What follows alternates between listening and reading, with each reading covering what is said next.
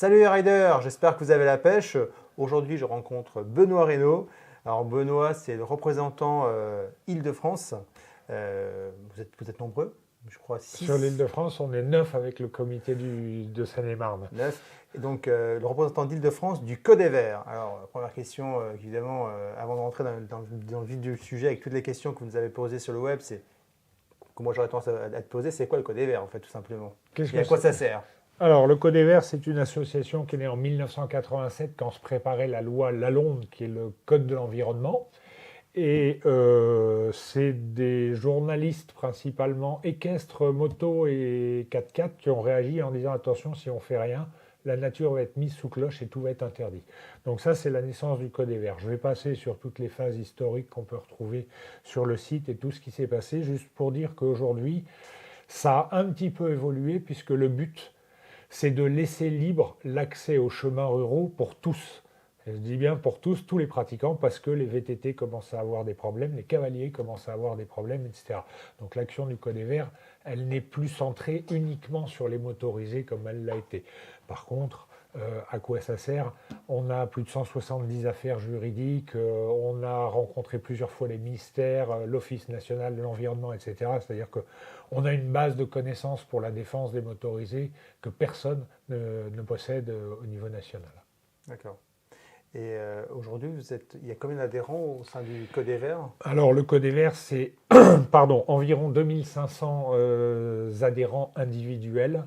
C'est 300 clubs et 150 professionnels de la moto, du 4x4, du motoneige, etc. Ce qui fait que indirectement, on pense qu'on arrive à toucher à peu près 20 000 pratiquants ou utilisateurs de chemin au travers de nos communications. Ouais, qui ont au moins entendu parler du Code des Verts, alors qui ne comprennent pas toujours le rôle, et c'est l'objet un peu de la vidéo, mais en tout cas qui est l'acronyme. C'est un acronyme ou c'est vraiment. Collectif de défense des loisirs verts. Voilà, donc c'est un acronyme. Voilà, comme ça on sait tout. Bon, bah, je vous propose de passer aux questions-réponses. Donc on va commencer tranquillement par la première question, les premières questions qui ont été posées par Hilario Medina. Sur Facebook, Hilario Medina demande « Le Code vert constate-t-il une augmentation des interdictions d'accès? Une poussée de panneaux B0? Plus de difficultés pour les pratiquants de loisirs verts ?»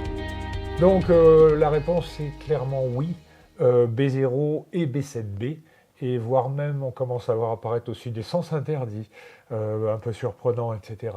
Ah, les fameux sens interdits, dans un sens, interdiction sauf riverain, parce que Voilà. ceux-là, j'en vois pas mal apparaître. Voilà, exactement. Donc la réponse est clairement oui, il y a de multiples raisons à ça. Le ras-le-bol, effectivement, de la pratique qui n'est pas tendance en termes de motorisés.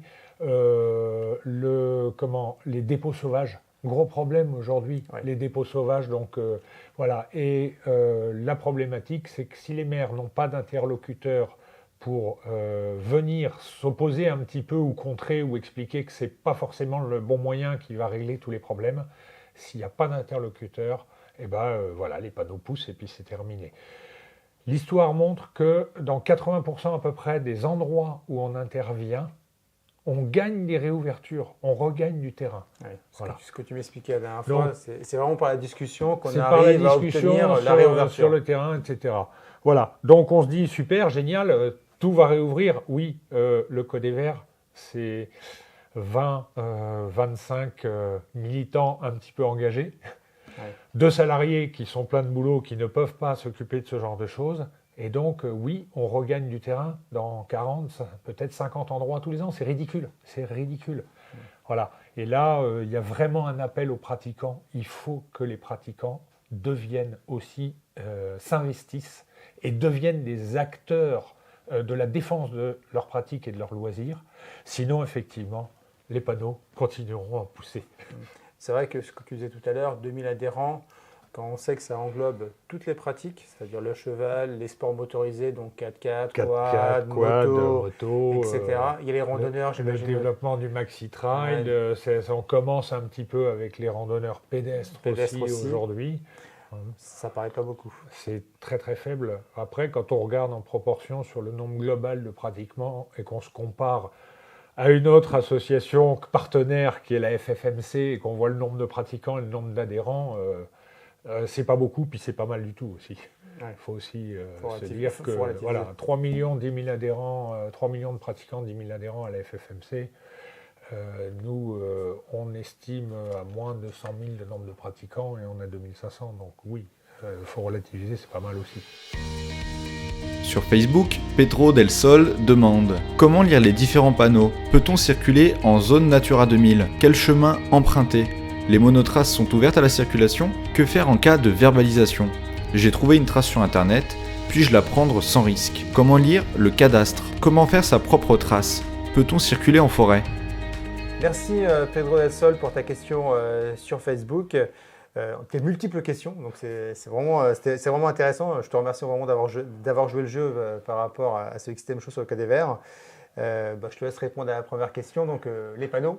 Alors, déjà, il y a, dans le code de la route qui nous concerne, pour les loisirs motorisés, il y a 3 types de panneaux. Le B0, c'est le rond blanc cerclé de rouge qui interdit à toute circulation dans les 2 sens, sauf ayant droit. D'accord. Ensuite, il y a le B7B qui est le même, barré d'un trait rouge en travers et avec des pictogrammes dedans, sachant qu'il y a des pictogrammes, vous rencontrerez des pictogrammes qui appartiennent au code de la route, puis des pictogrammes fantaisistes créés par, des graphistes comme le quad, par exemple. Si vous voyez un pictogramme de quad, le panneau n'a pas de valeur légale. Ça ne veut pas dire qu'on ne le respecte pas. Et puis ensuite, il y a le sens interdit, que tout le monde connaît. Donc cela, d'une façon générale, pictogramme vrai ou pas, d'une façon générale, le message c'est ci, il y a ça. Il faut se renseigner, il faut essayer d'aller voir est-ce qu'il y a un arrêté, est-ce qu'il est légal, etc. Mais éviter de ne pas passer, voilà, les respecter. Après, tous les panneaux fantaisistes, et il y en a de nombreux, ou à d'autres vocations, alors là ça peut être absolument multiple. Quand vous adhérez au Code des Verts, vous recevez un guide pratique sur lesquels il y en a 2 pleines pages en photo, et voilà, ça permet de commencer à se dire, bon, ça je respecte, puis ça non, par contre, je ne respecterai pas, etc. Mais voilà. Sur le code de la route, 3 types de panneaux, ceux-là, en général, quand on les rencontre, on ne joue pas et on ne passe pas. On passe pas. Donc B7B, B0 et sens interdit. Sens interdit. Alors, peut-on circuler en zone Natura 2000 ? C'était la deuxième question de Pedro. Alors oui, complètement. Les loisirs motorisés, c'est code de l'environnement, code de la route, et en partie code forestier. Donc une zone Natura 2000, il n'y a aucune réglementation spécifique. Donc on va être dans le même schéma que pour l'utilisation des chemins. En gros, et pour le schématiser complètement à l'extrême, ne le prenez pas de façon aussi basique, mais pas de panneau, pas de barrière et chemin suffisamment large pour accueillir un véhicule à 4 roues, a priori, je peux y aller. Il y a encore des réserves, c'est malheureusement pas aussi simple que ça. C'est une des choses pour laquelle le Code des Verts se bat, que ça devienne aussi simple que ça. Panneau, barrière ou c'est open, mais voilà, pour l'instant, c'est pas aussi simple. Mais voilà, on peut, dans la zone Natura 2000, ou les ZNIEF, qui sont les zones de protection des oiseaux, ou les trucs, etc., c'est le code de la route, c'est le code de l'environnement qui s'applique. Donc il n'y a pas de question à se poser. C'est pas parce qu'il y a une Natura 2000 qu'on ne peut pas circuler. Alors j'ai une question parce que j'ai vécu une petite expérience il n'y a pas très longtemps sur le Beaujolais Mototour de Givy qui était organisé par un voyagiste qui s'appelle Amada. Voilà. Et quand on a travaillé, il y avait un petit cours d'eau, mais vraiment le cours d'eau était microscopique parce qu'il avait plu la veille, et ils nous ont mis une planche pour pas qu'on roule dans l'eau. Pour pas rouler dans l'eau, et ça maintenant sur toutes les grosses organisations. Alors Amada en plus ils font partie des grosses organisations. Ils ont eu la même chose sur la Transat verte au mois de septembre, où on les a obligés à couvrir les quais. Aujourd'hui, la police de l'environnement, puisqu'il n'y a plus d'office national de la chasse et de la faune sauvage, l'ancienne ONCSF, et la police de l'eau, qui était l'ONEMA, ont été regroupés dans l'OFB, l'Office français de la biodiversité. On en parlera tout à l'heure. Et dès qu'il y a des organisations à plus de 30 ou 40 véhicules, ils imposent de créer des passerelles sur tout ce qui pourrait être un quai. D'accord. Bon, là, c'était vraiment un ruisseau. C'était microscopique, mais en tout cas, ils ont fait le job. Alors, quel chemin emprunter ? On y a un petit peu répondu tout à l'heure en introduction. Effectivement, s'il n'y a pas de panneau, s'il n'y a pas de barrière, si on peut passer à 4 roues, c'est plutôt bon signe. C'est plutôt bon signe. Après, il y a encore des subtilités. Si le chemin est rural, quel que soit son état, pas de panneau, pas de barrière, on peut y aller, quel que soit son état. Après, si le chemin est un chemin d'exploitation ou un chemin privé, il y a une notion que tout le monde croit qu'elle a été abrogée, mais le problème, c'est qu'il y a eu tellement de verbalisation que maintenant la jurisprudence l'a entérinée, elle existe toujours, et on se fait encore aujourd'hui verbaliser là-dessus, malgré le fait qu'on ne devrait plus, c'est la carrossabilité. C'est-à-dire un chemin d'exploitation, un chemin privé, je dois pouvoir le prendre avec un véhicule non aménagé spécialement pour le tout-terrain. Interprétation assez difficile en moto, parce que j'ai envie de dire, avec n'importe quelle moto, on peut aller rouler sur du chemin. En voiture, c'est moins évident. Et d'ailleurs, dans une des affaires de contestation récentes, un gars qui s'était fait verbaliser a emmené le lendemain un huissier en Clio dans le chemin pour faire constater que le chemin était tout à fait carrossable. Voilà, et il a gagné.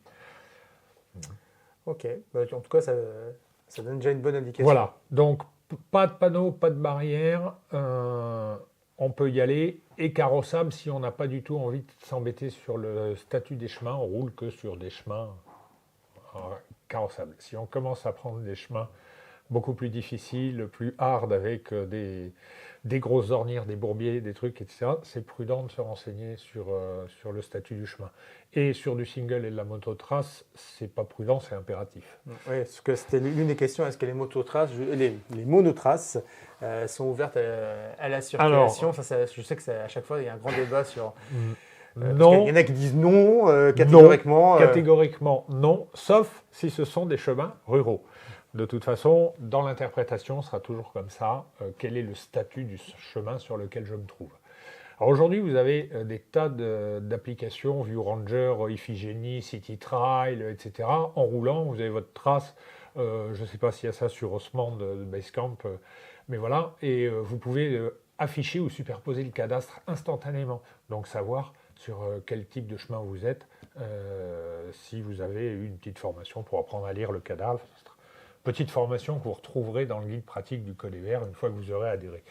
Ça serait intéressant de faire un tuto pour montrer comment tout simplement on superpose justement le cadastre avec le tracé, parce que moi-même je ne sais pas le faire. On la trace. Bon, ben, je te ferai un petit truc tout à l'heure, parce que toi tu es adhérent, donc ça va être avec plaisir. Bon, ça m'intéresse. Bon, ok. Alors, au niveau, évidemment, quand on sait tout ça. Alors, juste une petite précision. Tu me disais tout à l'heure qu'il y avait 3 types de chemins quand même à bien avoir en tête. Il n'existe que 3 statuts de chemin. Ouais. Le rural, qu'on appelait avant communal ou vicinal, etc. Enfin, bon, depuis 1959, chemin rural, qui fait partie du domaine privé de la commune, mais qui est ouvert au public, à la circulation publique. D'accord ? C'est un chemin privé qui appartient à la commune, mais qui est présumé ouvert à la circulation publique, sauf interdiction manifestement affichée. Arrêté, etc. Affiché, ok. Le chemin privé, qui appartient à toi, au propriétaire du bois, à l'agriculteur, etc. Et le chemin d'exploitation, qui sont souvent des chemins qui appartiennent à l'ensemble des riverains et qui ont été créés quand il y a eu les remembrements, en fait, pour donner des accès aux différents parcelles. Champs. Exactement. Ok. D'accord. Alors, même si on sait tout ça, à un moment donné, comme le fait remarquer Pedro, on peut se faire verbaliser. Donc, qu'est-ce qu'on fait dans ce cas-là? Alors, la règle, si on se fait arrêter et verbaliser, c'est surtout en dire le moins possible, d'abord. Parce que tout ce qu'on dira pourrait être utilisé contre nous. Donc, c'est du style, bonjour, hop, vous venez d'où? De par là, vous allez où? Par là. Et à la limite, de ne pas en dire plus. Vous avez parfaitement le droit de dire très calmement et très posément à un agent que vous ne voulez faire aucune déclaration et que vous gardez tous vos commentaires pour le tribunal. Ça, vous avez parfaitement le droit de le faire. Donc, en dire le moins possible, refuser systématiquement de reconnaître l'infraction. Oui. Refuser systématiquement de reconnaître l'infraction. Parce que là, après, on ne peut plus rien faire, en fait. Et surtout, si vous avez reconnu l'infraction ou que vous l'avez payé, c'est terminé, c'est sa vraie acceptation et on ne peut plus rien faire. Et surtout, ne cherchez pas à vous barrer. Un délit de fuite, ça coûte c'est toujours une circonstance extrêmement aggravante et ça coûte très cher. En termes de prison, avec sursis ou sans, et en termes financiers. Et en fait, en plus, ils ne sont pas mauvais finalement en off-road. Donc il y a quand même des chances qu'ils vous rattrapent. Donc là, c'est clair, on s'arrête, on reste très poli, très calme, on en dit le moins possible et on refuse de reconnaître l'infraction. Et après, on appelle le code vert. Si on avait la chance d'avoir adhéré avant, on bénéficiera de la garantie protection juridique et donc de la prise en charge d'un avocat à qui le code vert se chargera de donner tous les éléments nécessaires pour que vous remportiez au tribunal. Et puis, si vous n'avez pas adhéré, on vous demandera d'adhérer et on vous donnera des explications sur comment bien vous défendre. Mais bien sûr, le service sera beaucoup plus light, bien entendu. Ouais. Oui, en fait, il vaut mieux avoir adhéré. En fait, à partir du moment où vous roulez sur les chemins de manière régulière, ou même pas régulière, mais dans mon cas, si vous avez roulé sur les chemins, adhérez au code vert, parce que c'est quand même, on va dire, une assurance et d'avoir une protection en cas de protection juridique. Puis on reviendra de verbalisation. Quoi. On ne s'assure pas, en fait, après l'infraction, ça marche moins bien. J'ai trouvé la trace sur Internet. Est-ce que je peux la prendre sans risque? Non, parce qu'on ne sait absolument pas qui l'a fait et comment et dans quelles circonstances. Donc soyons clairs. Là encore, il faut avoir utilisé son petit tutoriel pour vérifier la trace si on veut partir l'esprit tranquille. Hein. C'est-à-dire, on va aller vérifier avant sur Géoportail ou sur le cadastre.gouv, mais plus facilement sur Géoportail. Et puis, aujourd'hui, on sait qu'il y a un ensemble de traces qui a été fait, j'ai envie de dire, extrêmement proprement, ou en tout cas dans un souci de respect de la réglementation qui est le Trans-Euro-Trail. Ça ne veut pas dire que tout soit autorisé dessus. Hein. Malheureusement, personne n'est infaillible dans les linesman et donc il y a quelques petites erreurs, mais elles sont rectifiées dès qu'elles sont signalées, etc. Et puis d'autre part, le Code vert va proposer prochainement à ces associations adhérentes, etc., aux professionnels qui n'ont pas les moyens de faire ça, de vérifier les traces pour eux et de décerner un logo qui s'appellera GP Experience, Code vert GP Experience, et qui permettra de dire qu'a priori, la trace, elle est sécure et propre. C'est pour quand ce petit outil ? On espérait que ce serait maintenant, mais bon, comme on n'est que des bénévoles, on a pris un peu de retard. Je pense que ce sera début de l'année prochaine. D'accord. Bon, mais en tout cas, ça va être un outil qui va être attendu. Oui, vraisemblablement, oui. Alors, autre question qui va un petit peu avec toutes ces vérifications sur les traces, c'est le cadastre. C'est sympa ce cadastre, mais déjà ça fait un peu vieux. On se dit il faut aller chercher une espèce de bouquin à la mairie pour vérifier.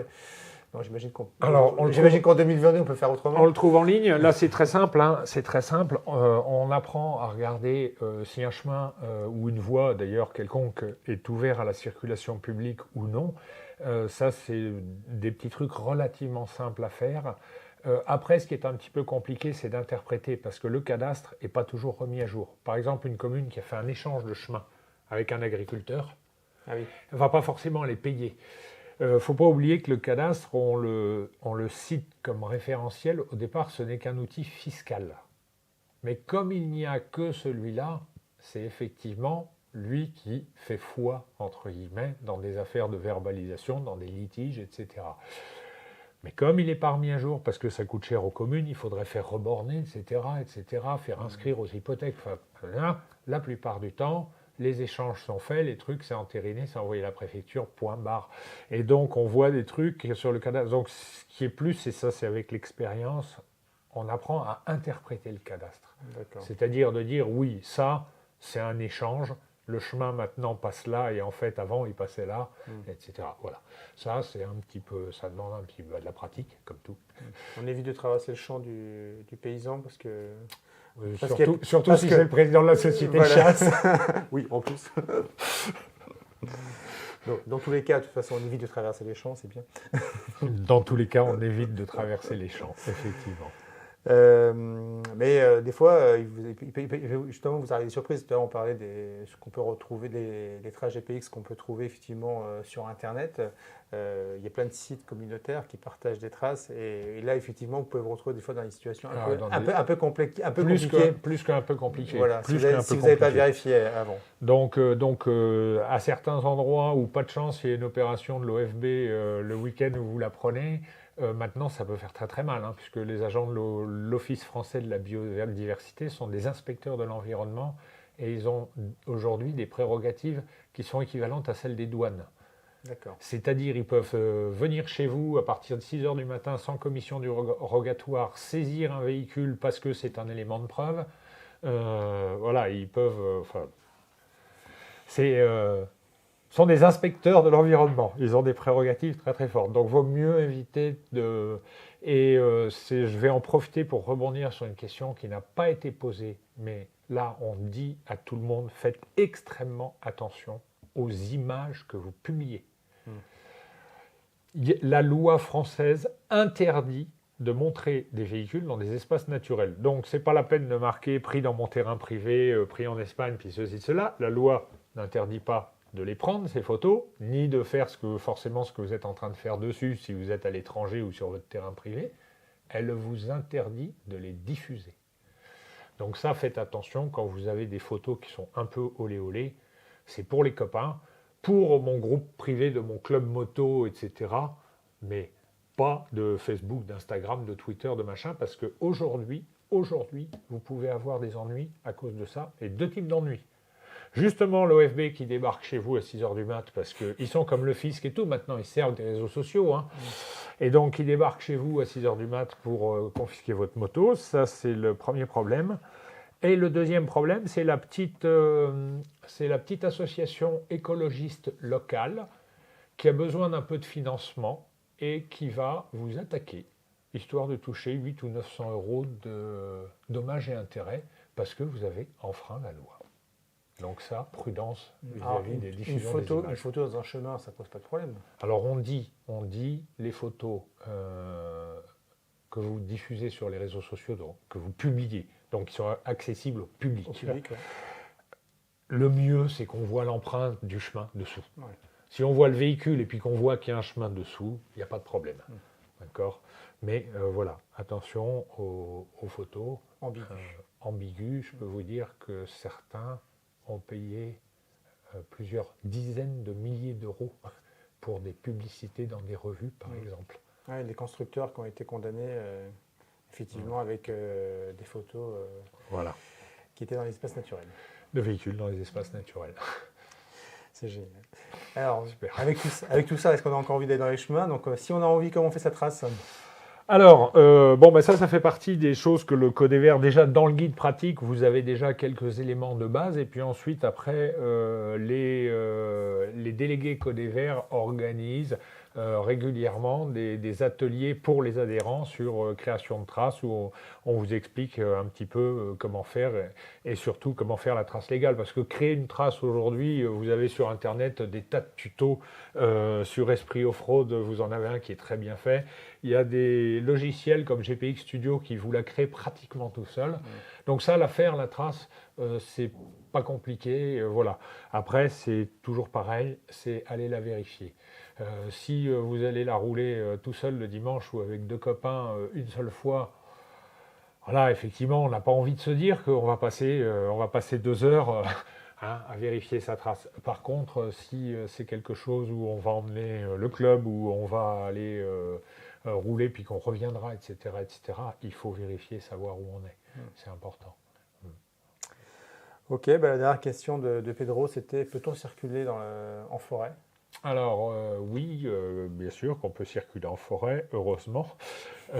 C'est quand même sympa de parcourir les sous-bois. Sur les chemins ruraux, parce que là, le code forestier interdit toute circulation, y compris vélo, cavalier, etc. Le code forestier interdit toute circulation dans les forêts domaniales. Et du coup, par extension, on y reviendra, je crois, il y a d'autres questions là-dessus, sur les forêts gérées par l'ONF. Mais il y a des forêts, y compris des domaniales, qui sont traversées par des chemins ruraux.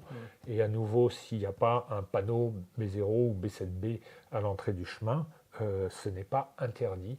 Donc on dit la domaniale, c'est absolument interdit. Non, le chemin rural ouvert à la circulation qui traverse la domaniale, il est ouvert au même titre que la route goudronnée qui traverse la forêt domaniale et qui est ouvert à la circulation. Donc ce n'est pas une règle absolue. Par contre, en dehors de ça, oui, la plus grande prudence en forêt, parce qu'il y a le code forestier qui vient s'ajouter et la circulation est interdite. Sur Facebook, Fabrice Sinoc demande « Que faire lors de la pose de panneaux abusifs interdisant l'accès ? Mettre une baffe au TDC qui vient râler ou passer sans s'occuper de lui ?» Alors, déjà, dans la question, il y a la notion de panneau abusif. J'en profite pour faire tomber une légende. Un arrêté et un panneau d'interdiction réglementaire, B0, B7B, il est parfaitement réglementaire, même s'il n'y a pas le numéro de l'arrêté municipal dessous. Je vois tout le temps passer sur les forums, ouais, mais il ne vaut rien, il n'y a pas la référence de l'AM. C'est complètement faux. Panneau de sens interdit ou stationnement interdit, vous n'avez pas la référence de l'AM, le code de la route n'impose absolument pas de mentionner la référence de l'arrêté municipal sous un panneau. Donc vous avez sens interdit B0, B7B, sauf service public ou sauf ayant droit, c'est totalement valable. Donc ça c'est la première chose. Donc il y a un panneau abusif, comment il sait qu'il est abusif déjà ? Il faut avoir bien potassé son guide pratique du code des verts ou s'être renseigné sur le statut du chemin avant de dire que le panneau est abusif, parce qu'un propriétaire privé, il peut mettre le panneau qu'il veut. Alors, il faut faire une petite distinction. Par exemple, vous voyez souvent dans les bois, propriété privée accrochée sur les arbres. Là, ça concerne la parcelle forestière. Ouais. Je ne veux pas que tu ailles ramasser des champignons ou du bois dans mon bois, propriété privée. Mais si le chemin est suffisamment large, ouvert, en bon état, etc., ça ne présume pas du chemin. Par contre, si vous avez le petit panneau rouge, même pas à la main, chemin privé, à nouveau, c'est quoi comme chemin ? Hop, on sort son cadastre. Ah oui, le chemin est privé. Et là, le propriétaire a manifester son intention qu'on ne l'emprunte pas. Donc là, il faut respecter. Donc attention à la notion de panneau abusif parce que le propriétaire, il est maintenant pas obligé, mais il lui est fortement recommandé de manifester son désir de ne pas laisser son chemin ouvert à la circulation. Mais par contre, il peut le faire avec les moyens qu'il veut. 2 grosses pierres en travers, un arbre couché qu'il a tronçonné, etc., etc. Il n'a pas d'obligation, donc ça peut être un panneau à la main, c'est chez moi, rentre pas. Ouais. Et c'est à respecter, parce que c'est exactement comme vous dans votre jardin, si vous mettez ça, propriété privée, défense d'entrée, vous n'aimeriez pas que quelqu'un vienne traverser votre jardin, quel que soit le moyen qu'il utilise pour le faire. D'accord ? La baffe au TDC, c'est toujours une mauvaise idée, ça ne va pas arranger l'image des loisirs motorisés. Donc, qu'est-ce qu'il faut faire quand on tombe là-dessus ? Il faut prendre le temps nécessaire pour justement vérifier et voir quel est l'état du chemin. Aujourd'hui, je suis sur une affaire où je suis tombé sur un chemin qui a été accaparé par le propriétaire d'un bois. D'un côté, il a mis une chaîne, et c'est un chemin rural. D'un côté, il a mis une chaîne avec un panneau propriété défense d'entrée. Et de l'autre côté, à la sortie du bois, il a labouré tous les chemins qui permettaient d'y accéder. Voilà. Là, il y a des choses à faire. On peut agir au niveau de la mairie, au niveau de la préfecture, etc. Il n'y a pas besoin d'être... il suffit de s'y intéresser. Et la mairie sera obligée de faire réouvrir ce chemin. Elle a l'obligation de faire lever toutes les obstructions à la circulation sur les voies. Donc, ouverte à la circulation publique. En fait, la première réaction, quand même, c'est du bon sens. Si quelqu'un vous dit qu'il ne veut pas qu'on peine dans son chemin, c'est qu'il ne le souhaite pas. Donc, on essaie effectivement de contourner et de respecter. Après, il y a effectivement une action qui peut être menée. Et ça, c'est dans un second temps, on ne passe pas en force. Ouais. C'est dans un second temps effectivement mener des actions pour réouvrir le chemin si le chemin a été fermé de manière indélicate, ce qui arrive comme ou accaparé, ce qui arrive plus que régulièrement. Voilà, exactement. Donc, mais c'est justement ça, c'est le rôle du Code des Verts, et c'est pour ça qu'il faut y adhérer. Il faut y adhérer, puis il faut s'engager. Et puis il faut s'engager, c'est-à-dire que quand on rencontre ce genre de situation, il faut se renseigner, il faut appeler le Code des Verts, il faut dire qu'est-ce que je fais, etc. Et une fois qu'on l'a fait 2 fois, on sait le faire, c'est pas sorcier. Et si chacun devient sentinelle dans un périmètre de 2-3 agglomérations autour de chez lui ou 2-3 villages autour de chez lui, vous allez voir, les chemins, ils vont se réouvrir. Ils vont se réouvrir. Le gros problème, c'est le manque de bras, enfin de bonne volonté. Bon courage pour les années futures, ça ne va pas être simple. Personnellement, j'ai préféré arrêter le trail, d'une part parce que j'en ai bien profité en 10 ans, mais aussi parce que c'est clairement devenu compliqué de se faire plaisir dans des chemins légaux. Certaines régions de France sont plus sympas et moins pénalisées que d'autres bien sûr, mais c'est clairement de pire en pire partout. J'ai pratiquement arrêté la pratique du 4x4 dans les chemins depuis de nombreuses années à cause de cela. Bref, faites au mieux, respectez les chemins, informez-vous limiter les nuisances sonores, respecter les autres usagers et espérons que cela dure le plus longtemps possible dans de bonnes conditions. Merci Galor pour ton retour d'expérience sur ta pratique off-road, on a compris en moto et en 4x4. Alors, c'est un choix, hein, on ne va pas du tout le remettre en question. C'est tout à fait respectable de dire que tu ne veux plus pratiquer l'off-road parce qu'il y a de plus en plus d'interdictions de réglementation autour de cette pratique. Néanmoins, alors, moi dans mon cas, j'avoue que j'ai rarement été confronté à des soucis dans les chemins, à partir du moment où tu circules de manière respectueuse, où tu échanges avec les gens que tu croises, tout simplement. Voilà, c'est important. J'ai croisé des cavaliers, des piétons, des randonneurs. Bon. Il y aura toujours tu peux toujours tomber sur quelqu'un qui est mal luné ce jour-là, mais globalement, ça s'est toujours bien passé. Même avec les chasseurs, bon, sauf une fois, mais normalement, ça dépend à quelle heure tu les croises. Non, j'arrête, c'est pas vrai. Donc voilà. Après, je ne sais pas quelle est ton expérience, Benoît. Moi, je pense qu'il ne faut pas arrêter la pratique, bien au contraire, parce que dans l'absolu, c'est uniquement comme ça on va réussir à la faire respecter, quoi. Parce que sinon, voilà, exactement. Si tout le monde se dit il y a ci, il y a ça, pof, etc. Donc moi, pourquoi ça fait 15 ans que je milite de façon active au Code des Verts? Parce que justement, par rapport à ce que tu décris, j'avais envie de rouler l'esprit tranquille. Donc je me suis dit, la première chose, c'est de connaître mes droits. Donc du coup, le Code des Verts m'a aussi expliqué qu'il y avait des choses comportementales. Tu vois des cavaliers, t'arrêtes, tu coupes le moteur, et puis tu le laisses passer, tu leur dis bonjour. En général, tu discutes, c'est toujours très sympa avec les cavaliers. Les chasseurs, dans 9 cas sur 10, c'est pareil. Si tu leur demandes où est leur zone de chasse, etc., ça se passe très très bien. Voilà. Donc voilà. Et puis après, j'ai appris la réglementation parce que je n'avais pas envie de me laisser enquiquiner par un qui te dit le chemin est interdit. D'autant plus que je suis comme toi, Galor. Moi, je viens du monde du 4x4. Maintenant, je fais aussi de la moto, mais je viens du monde du 4x4. Et alors, en plus, j'ai un gros inconvénient, c'est que je roulais dans les chemins en province avec une plaque 75. Alors, je peux te dire que le premier mec qui me voyait arriver, le chemin était interdit. J'y avais le droit à tous les coups. À tous les coups. Et puis, quand les copains qui roulaient derrière disaient « Ah, mais attends, moi, je suis le fermier de tel bled. Ah, t'es avec eux? Ah bon, alors ça va. » D'un coup, c'est plus... Voilà. OK. Donc, j'ai appris aussi, pour ça, la réglementation, mes droits, le bon comportement. Et franchement, aujourd'hui, je continue à rouler en 4x4. Je continue à rouler en moto. L'esprit tranquille. Il n'y a pas de problème. Et il suffit d'être respectueux vis-à-vis des autres usagers et de ne pas se laisser faire aussi par la multitude de gens qui disent « t'as pas le droit d'être là, c'est un chemin privé, etc. etc. » De toute façon, donc, voilà. Quand il y a conflit... Je pense qu'on peut. Puis alors là, on a une chance extraordinaire aujourd'hui, c'est l'essor du Maxi Trail. Autant l'essor du quad a été totalement anarchique et nous a valu beaucoup de soucis, dont la circulaire Olin qui a introduit la notion de carrossabilité, parce que les gens se sont dit « Ah, je peux aller avec un truc, faire ce que je veux, où je veux, etc. » Autant le comportement Maxi Trail, il est quand même beaucoup plus raisonné, beaucoup plus sensé. C'est pas du tout et n'importe quoi. Et donc, on a là un essor de pratiquants qui sont des pratiquants respectueux. Donc, si chacun il s'investisse un petit peu dans la défense de la pratique, on va y arriver, récupérer des terrains de jeu. On y arrive déjà, mais on va y arriver encore plus. Complètement.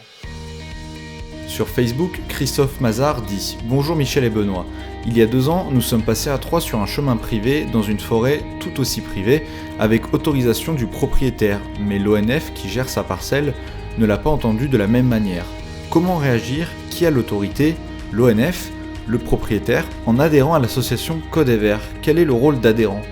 Sur Facebook, Laurent Lombard demande « J'ai entendu dire que l'ONF était l'organisme le plus virulent contre nous. Quel est leur champ d'action? Ont-ils une autorité dans tous les types de forêts? » Merci Christophe pour ton retour d'expérience. C'est pas toujours facile effectivement de se défendre quand il y a un conflit, mais comme on peut constater dans ton retour d'expérience, c'est que ça reste possible. C'est pas... Tout à fait. Voilà. Et effectivement, j'ai regroupé avec la question de Laurent parce que tout ça il est autour du même thème, c'est l'ONF. En fait. Ok. Alors, pour Christophe, tu avais l'autorisation du propriétaire, donc finalement, tu n'as pas été verbalisé parce qu'effectivement, avec l'autorisation du propriétaire, tu es devenu un ayant droit. Donc tu avais parfaitement le droit de rouler dans cette forêt qui était privée, qui appartenait à ce propriétaire, quel qu'il soit, et qui t'avait donné l'autorisation. Donc l'ONF, elle, veut te verbaliser, c'est évident. Par contre, non, elle ne l'a pas fait a priori dans ce que je lis, et je pense que c'est la logique des choses. Voilà. Alors, pour répondre à l'ONF, oui, ce ne sont pas nos plus vifs détracteurs, ce sont une partie de nos détracteurs, ce ne sont pas les plus dangereux non plus. L'ONF gère les forêts domaniales et des forêts privées sous mandat de gestion. Quand on dit privé, elles peuvent être propriété privée des communes, donc ça peut être des forêts communales. Sous mandat de gestion, l'ONF gère 25% des forêts françaises, un quart des forêts françaises, point, rien de plus. Donc leurs pouvoirs de police sont limités à ces endroits-là. Alors effectivement, leur comportement, comme ils sont très peu nombreux, c'est un ORPIC, c'est une société publique à vocation commerciale, etc., ils doivent faire du chiffre, ils ont de moins en moins de personnel, etc. Alors là, c'est pas difficile, effectivement, l'ONF, eux, la règle, c'est il faut que toutes les forêts dont on a la gestion, on arrive à faire interdire tout, partout, parce que de toute façon, on n'a pas le temps de faire des opérations de police. Voilà. Donc, effectivement, ils essayent tout ce dont ils ont la gestion. Mais, de la même façon, en dehors de la forêt domaniale, donc nationale, entre guillemets, dont ils ont la gestion, s'ils ont la gestion d'une forêt communale ou d'une forêt privée, l'arrêté d'interdiction de circuler sur le chemin rural qui traverse la forêt viendra forcément du maire. Donc, ou du propriétaire si la forêt est totalement privée, ce qui est rare, ils ont beaucoup de forêts communales.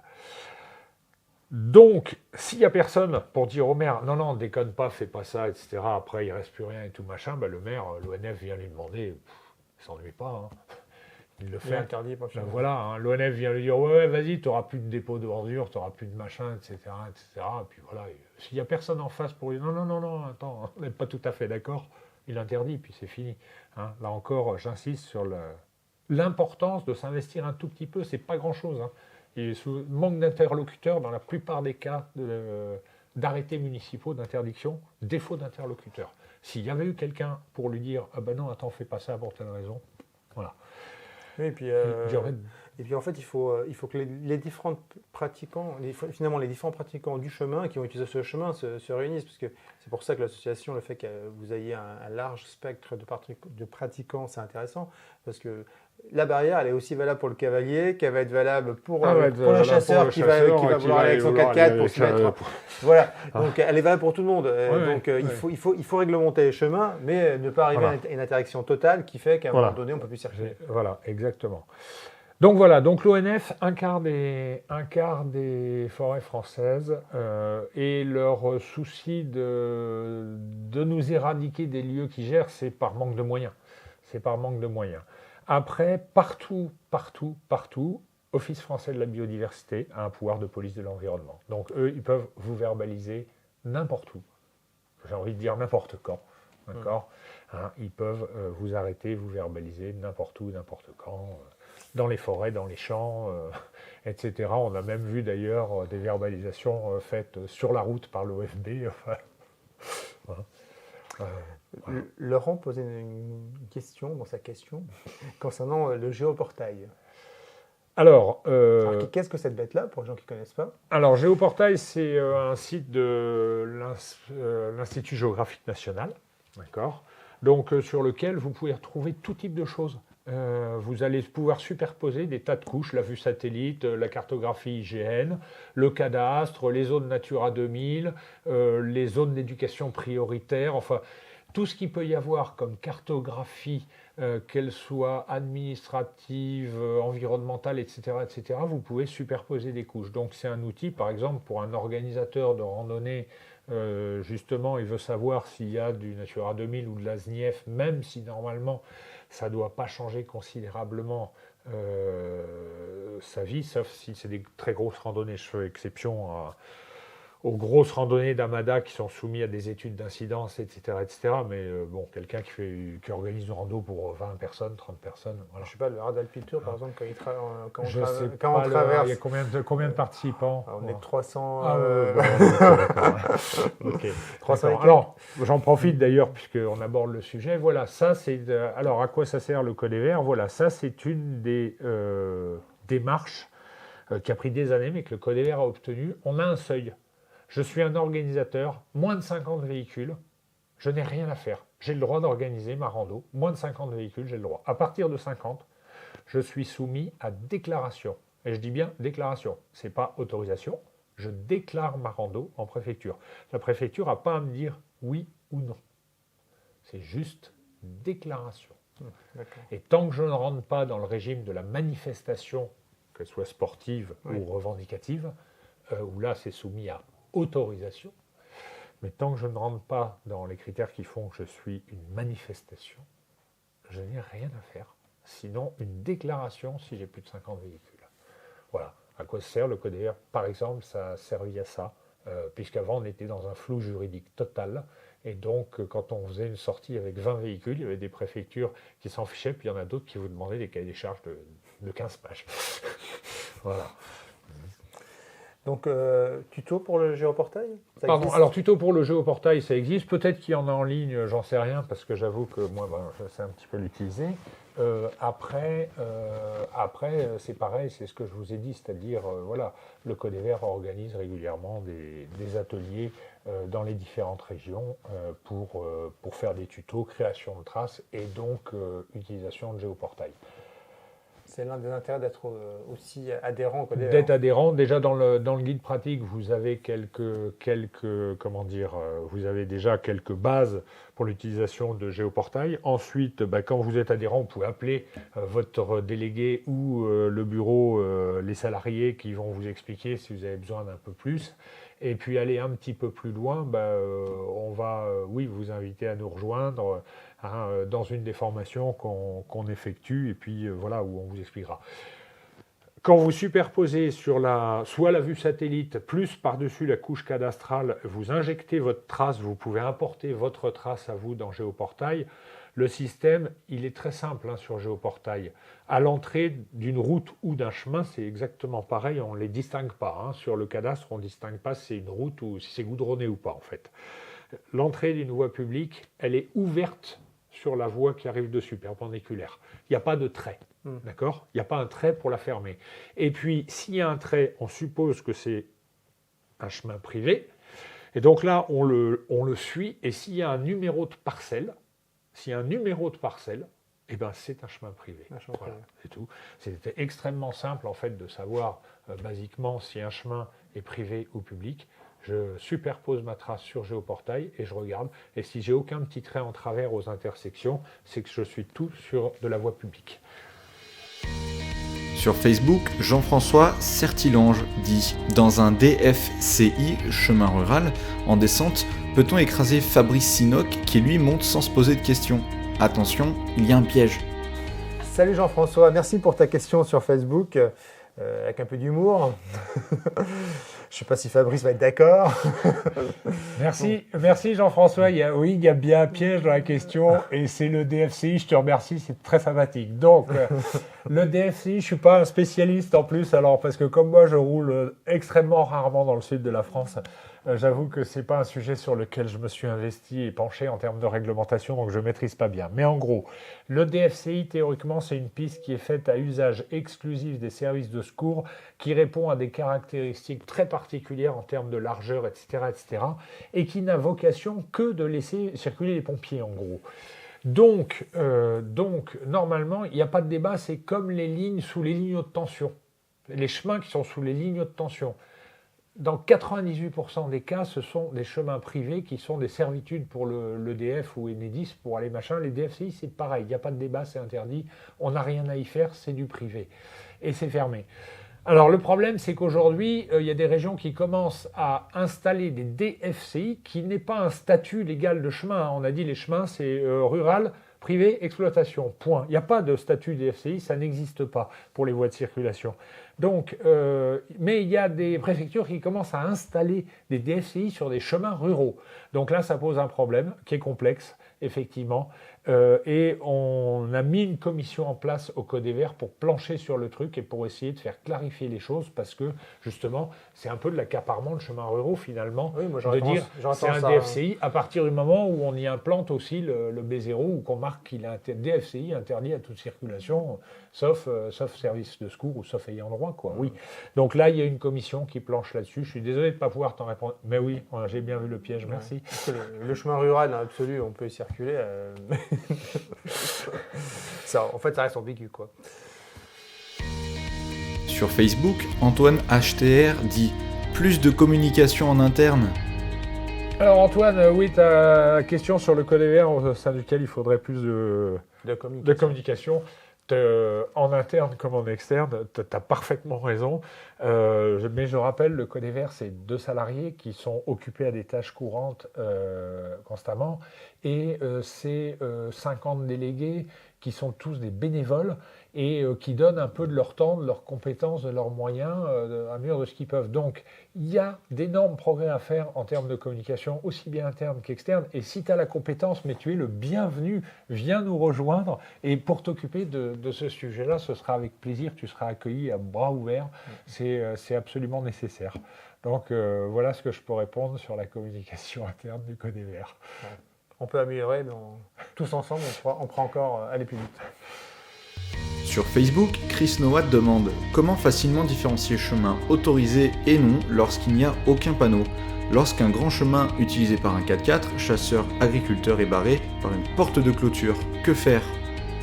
Sur Instagram, Tom Roule demande « Comment savoir si une piste ou un chemin est autorisé à la circulation des engins à moteur, moto en l'occurrence ?» Merci Chris pour ta question sur Facebook et Tom sur Instagram. On a un peu répondu lors du XTEM Show à ces histoires de chemin autorisé ou pas autorisé, qu'ils soient larges ou pas larges. Mais bon, allez, je te laisse refaire une petite version synthétique. Chemin, définition du chemin, largeur suffisante pour laisser passer un véhicule à 4 roues. Autrement, ça devient un single ou un monotrace. D'accord ? Donc la définition du chemin, suffisamment large pour un véhicule à 4 roues. Rural, pas de panneau, pas de barrière, quel que soit son état. Donc même si c'est devenu un single parce que la végétation l'a envahi, pas de panneau, pas de barrière, pas de problème. Ensuite, privé, en fonction de son état, donc de la carrossabilité. Si je peux passer avec ma Twingo et qu'il n'y a pas d'intention manifeste du propriétaire de l'avoir fermé, 2 pierres, un arbre en travers, une chaîne rouge et blanche en plastique, je peux y aller. Par contre, complètement défonce, je peux y aller aussi, mais je risque si je me fais verbaliser, ça va être plus difficile. Ça va être plus difficile à défendre. Je peux toujours y aller. Là. Si je me fais verbaliser, ça va être plus difficile à défendre du fait de cette notion de carrossabilité et comment dire. Donc voilà l'état. Et puis grosso modo, d'une façon générale, mais ça par contre, elles sont très bien matérialisées en domanial. Il y a toujours la barrière et sur le pied de la barrière, le petit panneau B7B ou B0. Donc là, en domanial, vous savez, on n'y va pas. Et si vous êtes en domanial et qu'il n'y a pas ça, par contre, il n'y a pas de problème. Si le chemin est carrossable, il n'y a pas de souci, vous pouvez y aller. Alors dans la question de Chris, il y avait cette histoire cette notion de barrière finalement. Et c'est vrai que je la trouve un peu floue parce que je ne sais pas si c'est une barrière qui est fixe, si c'est une barrière mobile, parce que ça n'a pas la même signification. Une barrière ouverte, moi j'emprunte souvent des chemins et des fois les barrières sont ouvertes, donc il n'y a pas d'intention de dire c'est totalement fermé. Donc pareil, le bon sens. Une barrière ouverte, tu es tout seul avec 3 copains là dans le Vexin. Ouais. Tu vois la barrière, hein, chaque fois que tu l'as vue, cette barrière, elle était ouverte, bon, tu passes, tu ne vas pas trop te poser de questions. Par contre, vous êtes plus nombreux ou tu vas faire passer une randonnée organisée par un club ou un truc, etc. Méfiance, on va aller regarder quel est le statut du chemin. Hein, on va essayer de se renseigner un peu localement, savoir, tiens, ce chemin-là, est-ce que machin, etc. Après, la barrière qui est enfouie par 3 années de ronces, c'est comme si elle n'était pas là hein, aussi. Donc voilà. C'est tout une question de bon sens. Après, si c'est dans les pâturages, là c'est clair, le chemin est rural, les barrières, si c'est pour les animaux, là la barrière est fermée, elle est en travers du chemin, elle est fermée. mon chemin est rural, il n'y avait pas d'interdiction, j'arrive, j'ouvre la barrière, je passe, je referme la barrière derrière moi et je continue. Ça, oui, c'est principalement quand on roule dans les Alpes ou dans les Pyrénées, on peut être confronté à ce type de barrière. Bon, ben là, ce sont des enclos pour les animaux, hein, et ben, on les ouvre, surtout on les referme bien, parce que si on ne les referme pas, et ben, l'agriculteur va râler, puis il va finir par l'obtenir, le B0 en bas. Ouais, c'est ça. Hein, et puis voilà. Mais, oui, déjà, s'il n'y a pas quelque part, s'il n'y a pas d'antivol qui bloque la barrière, qu'il n'y a pas de panneau d'interdiction, c'est qu'on est sûrement confronté à un panneau, à une zone circulaire. Alors pareil, souvent les gens me posent la question aussi, oui, c'est une question qui revient souvent puisqu'on parle de barrière. Je suis rentré dans un chemin, j'ai pris le chemin et j'arrive à l'autre bout, à la route, et il y a une barrière. Ah oui. Qu'est-ce que je fais? Alors moi, c'est clair, si je peux, je passe à côté. Puisque dans l'autre sens, il y a une intention manifeste que le chemin ne soit pas utilisable. Donc je ne vais pas faire demi-tour et le reprendre. C'est pareil, c'est une question de bon sens. Donc si c'est possible, sans rien abîmer, je passe à côté, je retourne sur l'autre chemin ou sur le goudron. Mais le pur et dur que je suis devrait vous dire, du Code des Verts devrait vous dire, j'aurais jamais dû arriver là sans m'être renseigné au préalable. Non, mais dans ce cas-là, oui, n'allez pas reprendre dans l'autre sens, parce que si par hasard vous étiez dans une forêt, puis ça peut arriver que vous ayez réussi à passer dans une partie de domaniale et que vous arriviez sur la barrière qui vous interdit, faites pas demi-tour, parce que si je vous ai entendu arriver et qu'ils sont là dans l'autre sens, non, passez à côté, retournez sur le goudron. Voilà. Passez à côté, retournez sur le goudron. Bon, très bien. Merci beaucoup en tout cas, Benoît, pour toutes ces réponses. J'espère que ce Extreme Show, qui est un peu long, mais il y avait plein de questions, vous a plu.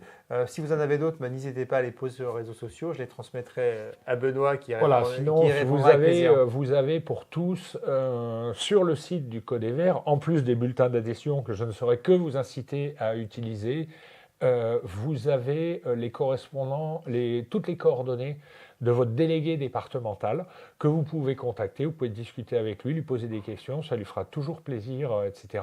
Et si dans le département où vous êtes, puisqu'on couvre à peu près la moitié des départements français, il n'y en a pas, vous demandez à celui du département d'à côté. Hein, et il se fera de la même façon un plaisir d'essayer de vous aider. Bonne roulade à tous.